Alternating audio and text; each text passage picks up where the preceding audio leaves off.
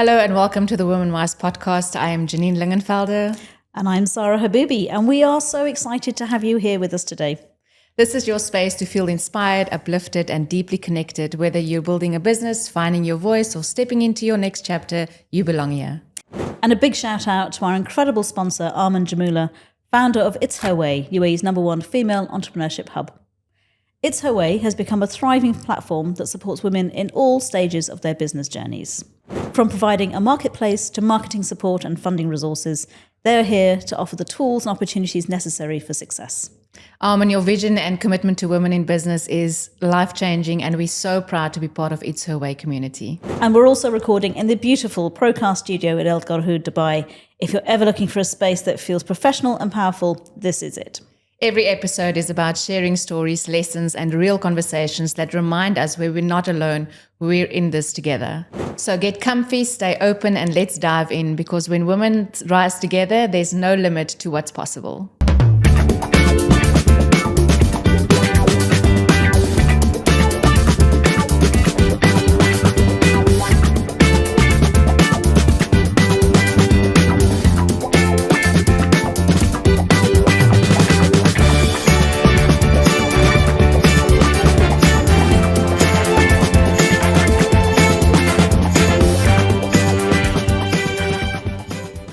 Lisé Slane, welcome to the Women Wise podcast. Thank you. What a pleasure to be invited. It's lovely to see you again. Yeah, lovely. I know. So many networking groups in Dubai. You meet so many interesting women, don't you? So Indeed. That's hence the Women Wise podcast. That's Absolutely. exactly the point. And you're one of them. yay! Finally. Yeah, the waiting list is long. I love it. So again, thank you so much for being here today. Wonderful. Tell us your story, where you come from, how do you land up in Dubai, and what you do as a business owner. Brilliant. Oh my goodness. So, well, I started my career. I followed my mum and dad's footsteps. Well, my mum's more than my dad's. I worked in entertainment. Then I worked in advertising. I worked in all the different departments, and I just didn't really fit in. Not that I didn't fit in. I wasn't very good at being managed. I was very good. Yeah, I was very good if I was left to my job to do my job. But if someone started coming in and going, for me, I was very much, well, if you tell me how to do it in the first place correctly, I'll do it correctly. Correct. So if you're coming in halfway through and telling me to do things differently, I'd get a bit agitated with that. Fair enough. So I worked in entertainment, then I worked in advertising. I then got a bit bored. I was like, right, I've been in this industry now. I moved into banking.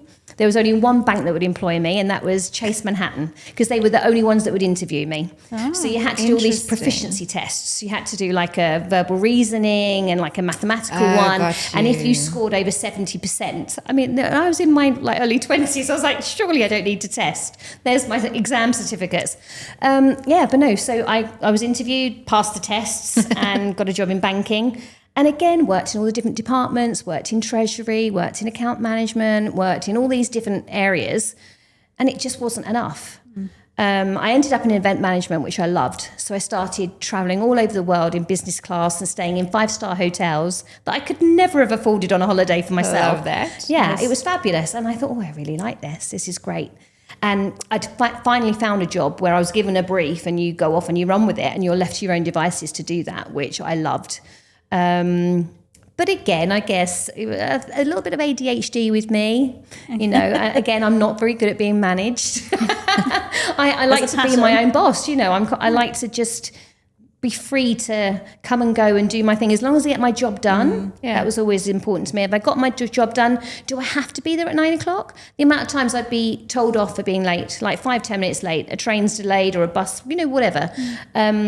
And I didn't like that because I was the type of person at 5:30 when it was time to go home, I was still sat at my desk, usually until about 7:30 because I've got my job done, right? Yeah. No one acknowledged that side of it, but there was soon... Isn't that interesting? It is. I just think it's very crazy. Narrow-minded, very sort of blinkered. Demotivating, I think so. 100%. So I think I always knew the corporate world wasn't for me. I had this wonderful blue chip CV. I'd worked in some great places for some wonderful people. But it just wasn't the path I was going to go down.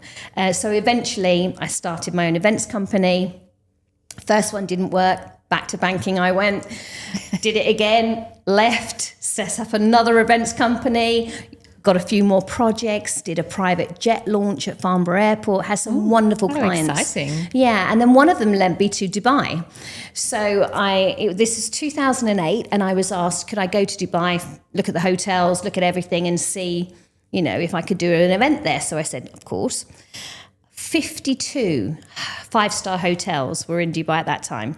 Still 52. I thought that was amazing in one tiny small place. Yeah. How many are here now? I hate to think. I haven't actually done the math because I've been here, 17 years Must now? be double. Yeah, I've been here 17 years now. All I knew was from the moment I got here, I loved it. So I did this recce and I did everything. And I had a friend that lived here and she said, well, you can stay for 3 months. I said, can I? I said, well, I work for myself. So my 2.5 week trip turned into 2.5 months. And I thought, I don't want to leave. Why do I want to go back to the UK? The weather's miserable. The people are miserable, like in the nicest possible way. You're a reflection of your environment. And Dubai, I just found everyone happy and cheerful and wanted to help you.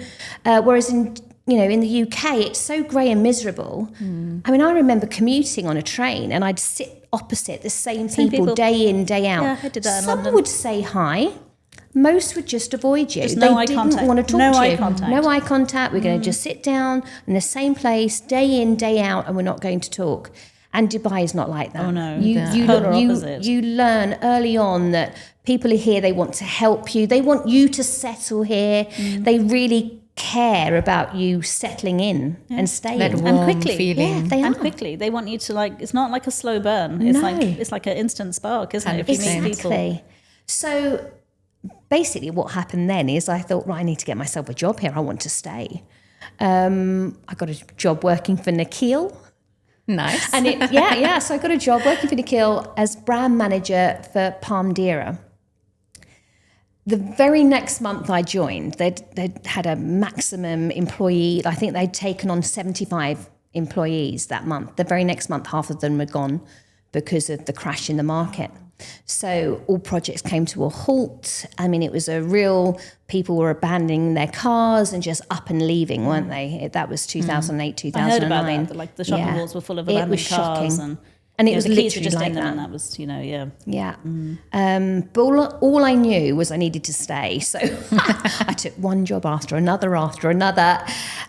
My CV went from blue chip, incredible, could be employed by anyone, to why have you been to that job for only 2 weeks, that one for a month, and it was horrific. It was really bad. It was challenging. Yeah, it was very challenging. And I took on lots of different roles just to stay. All I knew was Dubai was the place for me. And then I had to do what every woman does when you have that midlife crisis. It's like, right, write a list. What are you, qualified to do? What do you enjoy doing? How many hours do you want to work a day? How do you see your life moving forward? I knew I wasn't ready to go back into events. I didn't want that commitment. It was 24/7. I sold my soul. Big industry. Yeah, because you're working on an event. You're just accessible 24/7. Stretched to the limits. Yeah, and I'd gone through that, isn't it? From the minute till the end. Yeah, and then it's all suddenly over, isn't it? So, exactly, and then it's the next one and the next one and the next one. So I knew that wasn't the life for me. As much as I'd enjoyed it, I felt that I was getting a little bit long in the tooth for it now. Anyway, what came up was, my Saturday job when I was at school. I taught gymnastics. I was an ex-gymnast myself, and I thought, right, well, there's a door opening here for me. I could definitely do this. There were so many schools opening. I had a friend that was in a lot of the schools. And I went to her and said, would you mind if I did this? And they said, no, fill your boots. So off I went. And I started teaching in 5 of the schools, and it was 7 of the schools. And then I got my own warehouse. And before you knew it, I was running a gymnastics school. Wow. Amazing journey. And you're still doing that today? I'm still doing that today. Oh, wonderful. But it gets to a stage where... I think there's a pattern. I see the pattern. I see that too. People tell me I'm successful in my business because I run that business. It just wasn't enough, and it's still not enough for me. I just still feel there's something I need to be doing. And I'm going to carry on scratching these itches until I feel that I've achieved what I need to achieve. So the long story short of this was gymnast, walking around everywhere in Dubai, flat shoes or trainers. Before you knew it, I was getting real bad problems with my back. And so every 6 months I was in the osteopath, and, you know, she was fixing me and saying, look, you've got this chronic problem. I had 2 operations on my knee. I twisted my sacrum in a fall as well. Nothing to do with gymnastics, but actually that was a rugby sevens. We might have Great to for another day. We might cut that. No, we'll leave it in. We'll leave it in. So I fell over at the rugby sevens. I twisted my sacrum, so I had the 2 operations on my knee. I couldn't, you know, anyway, I was struggling with my back. Every time I'd go back, Christina, my osteopath, would say to me, Lisé, you're wearing the same shoes every time you come here. And I've got to tell you, you're not helping yourself. You know, for a chronic problem, there's only so much I can do, but there are things that you can do and change. And I said, well, what's wrong with my flip-flops? I said, I live in Dubai. It's like 40 degrees out there. Yeah, what do you want me to wear, you know? And she said, your spine, your back, your feet, everything needs support. And I was thinking about it, and I thought, you just don't think that something you could wear on your feet can cause you pain and cause you to be having these problems to spend 500-600 dirhams a time to see your osteopath. So I took on board everything she said. I started to do some research. And so it was like, okay, yeah, you should wear shoes between 2 and 2.5 inches. They should have a raised arch. They should all be cushioned. So then it was to find the shoes, wasn't it? Like, go out and find the shoes. So I, again, did the research. FitFlop came up. Echo came up. A few brands came up. Birkenstock came up. And I honestly looked at them all and I thought, I'm not someone that tries to stay in fashion, but I didn't aesthetically like them. I found the FitFlops a bit too wide and boaty. I found the Birkenstocks very flat and rigid. And quite a unique style. You either like Birkenstock or you don't. I think it's a bit like Crocs, similar. You'll love them or you'll hate them. It's like Marmite. And they do make a statement. Like and maybe that's not your statement. Yeah, so. And it's not my, it's just not for wasn't everyone. my thing, you know. Yes. Echo, prefer the golf shoes. I have no issue spending that on golf shoes. But I just felt there was nothing that I could wear that would look nice with something casual or a pretty dress that didn't have Velcro or have some elastic or, you know, I just found them all a little bit dating. And yes, I'm over 50 and fabulous. Absolutely. Yes, girl. You don't look it. But I wasn't ready for the kind of shoes that when you think of needing orthopedic qualities that come you know with what? them. I don't think anyone ever is. I think what happens is there's no choice. True. No, exactly. And so then that is the logical next step, and that's the only next step for most women. So. And I really did do a lot of research, and I can see my brand. So what I did next, I started my own shoe brand because I really felt there was a gap in the market. I exhausted going on the internet looking for the kind of shoes I needed. I found a pair, and the year I went back to this specialist shop in the UK, they'd shut down. Oh my goodness. You know, with retail being retail at the moment, you know, retail shop prices are high per square foot. It is closing down businesses. But I found these shoes and I thought, right, well, I now can't get them. What now? Yeah, what now? What do I do? And I'd sold a house. My father had passed away. I'd sold the house. They were my tenants, my parents. Another long story, another story for another day. That's a separate podcast. She's coming back. Mum moved here. I sold my house. And before you knew it, Lollapalooza became a new ladies' shoe brand. Amazing. That is amazing. And do you want to show us? Because obviously you're wearing a pair of your always own. wearing a pair. Yeah. I literally have to. So these are my shoes. Really flexible, really lightweight, hand sewn, micro leather, easy to clean, non-slip. So like I said, when I was doing the research, I had like 15 years behind me of living in Dubai, and it's like, what do you need on your feet? I think we're all a bit spoilt here. We all go for our regular pedicures and manicures. People in the UK, again, don't do that. They don't. But in Dubai, it's like something you do because you're in open shoes all the time because of the weather. So the amount of times I'd walked out of the beauty spa and I'd be slipping, like oily feet in the flip-flops again. I felt like I was falling over. Disposable things that they give you. And again, you can't walk in those either. You're having to scrunch to walk. Be a very interesting statement if you do walk with those. I know, right? I have had to do that because, like you, I've forgotten to take the things to wear afterwards. Yeah, exactly. See, people don't understand the pain. All of this went into these shoes. So I found a fabric that was easy to clean. It's a microfiber. It's soft, dries easily. They feel lovely. Yeah. Yeah. I remember them I've at felt the... these before, yeah.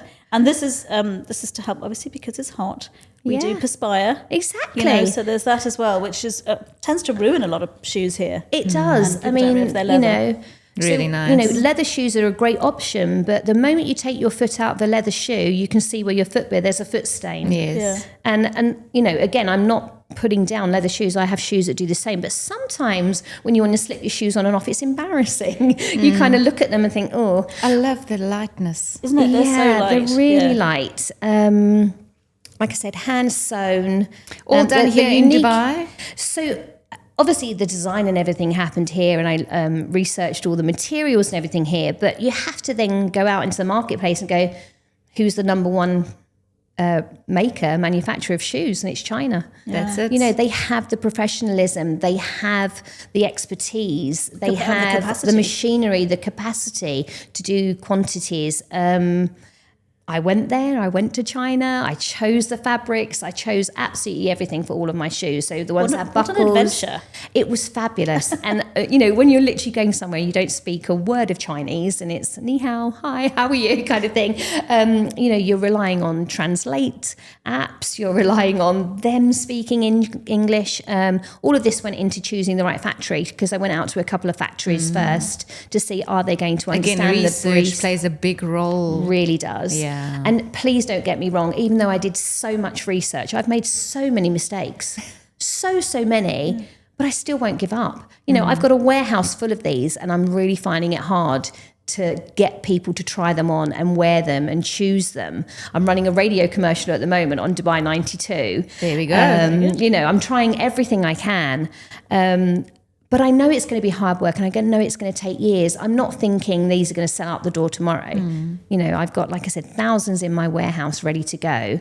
And I've still got so many more styles and brands I want to do, because these shoes really are for consumers. They're for the customer. They're for women that need something different. You know, there are some of my friends that have bunions. I'm doing design for bunions. You know, there's so It's many. endless, It's isn't it? endless. Yeah. And I'm excited. It excites me, and that's me all over. I'm not someone that will take an easy route, go and get a job and get paid and get good medical, blah, blah, blah. No, I like to make it hard. I mean, you could have had a very easy life, couldn't you, really? I could have done. I really could have done. So many times I could have just chosen to toe the line, put up, shut up. Toe the loan. Sorry. Yeah. Since we're talking about shoes. There's so many shoe puns, aren't there? But no, I decided that I just had this fire in me since I was a child to try and do something and make a success of myself, But also make a difference. make a difference. Yeah, make a change. Definitely. This It's isn't positive about, change. Yeah, this is not really fashion. It is actually about function and marrying those two together. Exactly. And because definitely, and I contacted you the day. I said, I have been looking everywhere. I have to get a pair of your shoes. Where are you?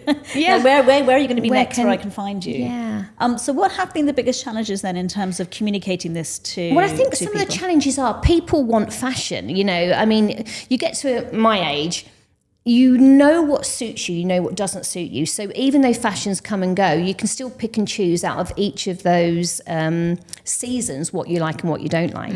You're not going to just follow something that someone tells you to wear. And shoes are the same for me. So I've tried to make my shoes timeless. You know, I want them to stay timeless. I don't want to be a fast fashion and fill up the landfills. Yes. Yeah. I want something that will just stay fashionable, like FitFlop, like espadrilles, like Crocs, like, you know, so many brands. They do the same thing. They change the colours. You know, you like that style. You know, and I do think these are different and unique. They are, yeah. You know, and more durable as well. and it's ridiculously Absolutely. durable. The polyurethane, it's anti-mold, it's weather resistant, you know, heat resistant. There's no melting going on here. There's no wear and tear that's going to happen on this hill anytime soon. Drives me nuts here is anything that's glued Yeah. will unglue because of the humidity. You'll go into your cupboard and you'll pick out a bag or a pair of shoes They fall apart. and they've fallen apart and you've hardly worn them and you're Yeah. thinking, you know, that's crazy because they're not made for this climate. Yeah. Whereas these are absolutely designed. So yeah, all those things went into it. But so many challenges, my goodness, like literally the hardest thing with any new brand is getting yourself out there. You know, everyone says, be seen, go to these networking events. But you can spend so many times at the networking event that you then haven't got time to focus on the sales or the marketing or the, the social post you need to do. Like, it's a case of what comes first. You get inundated. And I was at every single one of these events. I wanted to learn everything. I needed to understand about the social, about building a brand, about what other people have done. I sat there and I listened at the back. I wasn't much of a talker and much of a, but I was listening. I was just I'm a sponge. I will take it all in, learn, and then go away and try and do what I felt I needed to do. But there are not enough hours in the day to do all the things you need to do to make yourself a success and to make yourself be known. And what I'm understanding and what I'm learning in my own personality and in work is that patience is just something you have to build, and you have to wait for it. You have to wait for your moment. Whenever I hear that word, I think, yeah, because you we go know into a black it. hole when you kind of hear that word. But I think as entrepreneurs, we need to realize that whatever we take on, it's not a sprint. No. It's a marathon. It takes exactly. long to get to where you want to, but that journey is incredible. Oh, it's amazing. It's exciting. It is so exciting. It really is. exciting. And, some of the providers that I've been to, if you ask me where should my shoes be sold, my very first response is cruise ships. Oh, yes. You're absolutely. on and off cruise ships. yeah. You like to dress up. So I was like, right, I'm going to target cruise ships. I'm going to try and get hold of anyone in procurement and buying, purchasing. And literally some of them came back and just said, I'm sorry, we won't even entertain talking to you, or we don't even want to see your shoes until you've been operational for 3 years. So again, that's where I'm learning to just go, it's okay, Lisé, your brand's okay. What you've chosen, what you've designed is good. The people that have bought my shoes love my shoes. Of course. They love them. And they're probably going to be customers for life. And they will be, yeah. I mean, one lady, she's had so many medical issues. She struggles with her feet. She tried in fact, it's this exact same pair. Her name's Linda Winton. She's from Scotland. She has a daughter and family that lives here. She loves them. She sent me a message saying, I've got them out again. The sun's come out in Scotland. She went, I'm so happy. They look brand new still. And, That's fantastic. with easy looking after and maintenance of your shoes, all shoes can last a long, long time. I think that's a big factor here. I think, shoes that were going to last and have that durability. Yeah. And one of the things, I'm sure I'm not the only one, Yeah. but during the lockdown, I basically didn't wear shoes because I didn't have anywhere to go other Yes, than, exactly. there was a joke I had with a friend whenever I got on the phone with her. She said, are you out or are you out? Out was a cup of coffee, out was the supermarket. So that was my social life, like most people. And I noticed that because of that time period spent wearing flip-flops, wearing slippers, runners, whatever it was, I couldn't get into my normal shoes afterwards. And I'm sure I can't be the only one that happened to. I feel the same thing happened to me. I think we relaxed, didn't we? Our body was relaxed. We were incredibly well rested. And I do feel like my feet got a bit wider as well. And I went in to try shoes afterwards and yeah, I had to give loads of my shoes away. My biggest problem with that was the heel pain. I would wake up in the mornings and I couldn't walk. Ooh, I just had the that tightness too. on my Achilles heel. And I didn't realise that was my shoes. That was me wearing flat shoes and living in flats. So surely chiropractors, osteopaths, They'll tell you. They will be some of the best routes to go in terms of, their clients are coming back, time and time again. They are the clients. And you try and go to them. But to get any kind of accreditation or things like that from these people to sell them, there's a big system or process you have to go through. I tried to do that with a podiatrist here. We're still in the talks about how to do it because, he's seen them, he likes them. He's like, yes, this So there is the door. There's an open door. It's definitely just a to get door. through. It's just a long process to go through it. Like the most tests things in and everything Dubai that has to be sometimes. run. People have to wear them over a long period of time, and things like that cost money. And it's like, I don't have the money, unfortunately, to fund it. These people don't want to fund it either. So you end up in a little bit of a. Again, this is one of the. Where I could have done things differently. This was potentially, if I'd waited longer to produce the shoes and gone down that route, I would have had a better brand immediately. So what do you think have been your biggest lessons so far? Biggest lessons so far have been not to have been talked in by the manufacturer to produce the minimum quantity of each of the designs I did. What I should have done, because I did always from the start wanted to be business to business. I wanted to go and be like the wholesaler, get it out into the big department stores and that kind of thing. I should have just got all my samples, taken my samples to the trade shows and taken it from there. And then on the back end of orders, produce the shoes. Instead, I spent $185,000 producing all the shoes, getting everything done. And then you end up in a scenario when it comes to sales and marketing and launching, the funds are no longer there. You have the product and now you don't have the means to get it out. Yeah. So that was one of the huge hurdles. I was blessed because I had the other business. So I had somewhere to store my shoes. So I have this image now, this warehouse. Yeah. I've got an image of a warehouse full of boxes and kids trying to do gymnastics. And you're using them as the horse. You're using hilarious. they're matted off. You've got them all in lines. But no, what I did in the end, I got wise because my warehouse is like 10, 12 meters tall. So I got wise. I got someone in to build me a nice viewing deck for my parents to sit comfortably. And the top floor is mainly the shoes. But they are spotted around the gym, low floor as well, because I honestly didn't realize how many boxes I would end up with. 750 boxes of shoes. Okay. Let's see a what sizable amount, 10 in each. Here. I think, kind of getting the word out. And that's what it is. It's awareness, isn't it? It is awareness. It's very much, for me, my message that I'm trying to get across is fashion isn't just fashion. It has to suit you and your lifestyle. My shoes are a daytime wedge. I am not trying to say go out in my shoes in the evening. But if you are erring on the side of you want to go to a brunch and have fun, don't wear the stilettos that you're going to want to sit down at. Put something comfy on your feet. Exactly. Dress this part up. Are we really looking at your shoes when you're on the dance floor? But be comfortable in who you are and own who you are. And I think another message I'd really like to get out there for women is we're clean. We love to shower all the time. We wash our clothes. We wash our feet. How often do you wash your shoes?